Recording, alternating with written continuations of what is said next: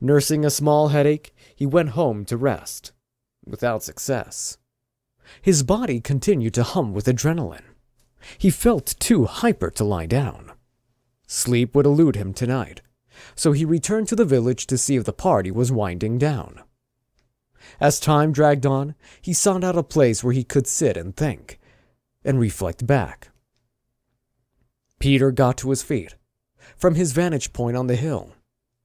The only person visible and moving about was the village's constabulary, hoping to keep the peace despite the revelry. As he knew he would, the man spotted him as he came down the road and motioned him over. "Ah, it's you. Hello, Peter. Come back to continue celebrating?"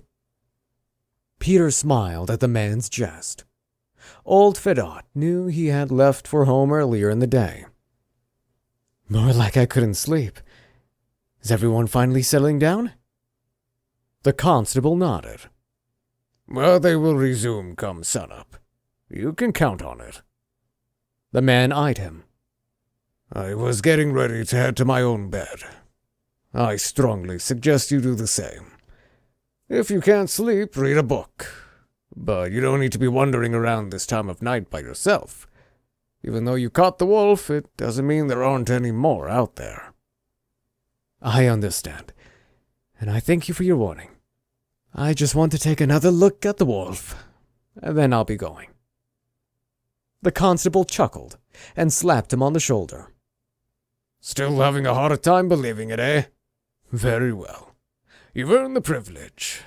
Just be careful. Tell your grandfather hello from me, and I'll see you tomorrow." Hefting his rifle over his shoulder, he gave Peter a little salute and headed off to his own abode. Peter encountered no one else on his way to the cage, which sat invisible in the shadows. The village miller was due to arrive tomorrow on his weekly visit to the town. Peter was promised he could ride along with the hunters to deliver the animal to the zoo. Yes, it would be a long walk home, but it would be an easy stroll, not having to carry the wolf along the way. The single torch sitting in front of the ironmonger's shop was beginning to sputter. Peter figured he had maybe another quarter hour before it went out, but the moon overhead was nearly full and provided ample light, enough to allow him to get safely home. He cautiously approached the cage and noticed the wolf was still lying in the same position.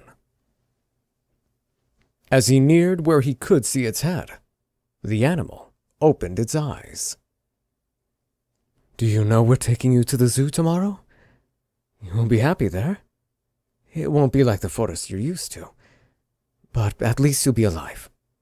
The only other option is to kill you and skin you and feed you to the dogs." The wolf struggled in its bonds. It managed to roll onto its stomach and face him. Peter backed off slightly in case it tried to charge the cage. Even though he knew the wolf couldn't break out of the iron bars, he preferred not to be within reach of its claws or teeth. The torch sputtered again, and finally died.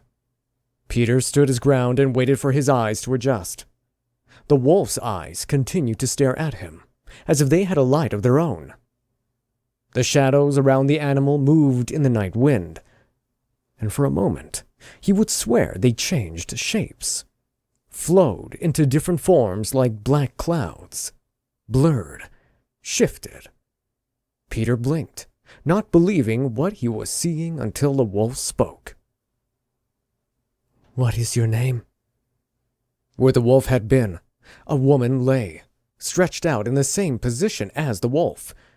Her yellow-green eyes almost glowed as she watched him, waiting for an answer.